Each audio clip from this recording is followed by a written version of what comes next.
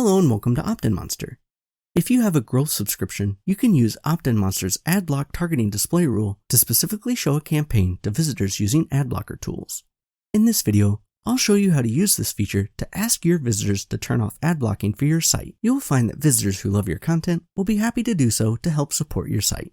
But first, if you haven't done so already, be sure to subscribe to our YouTube channel for more content like this. Now, let's get started.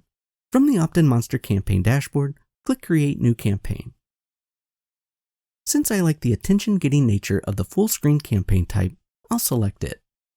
Next, I like the Unlock Instant Access template for targeting Adblock users, so I'll select it, but you can preview and use any of the templates you see here. Give the campaign a name, select the site where you want it to appear, and then click Start Building. Since the purpose here is to request that visitors turn off ad blocking on your site, we'll use the Yes/No view.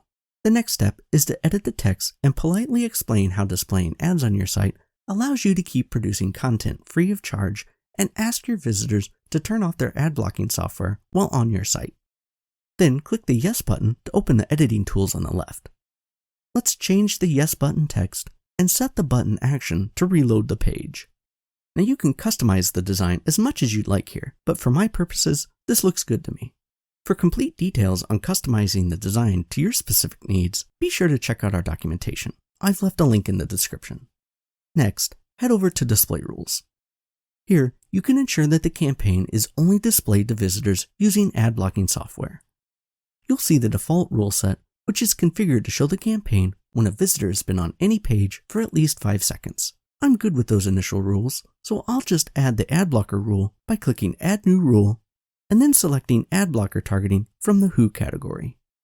Next, I'll go to the Actions tab to set how often the visitor will see this campaign.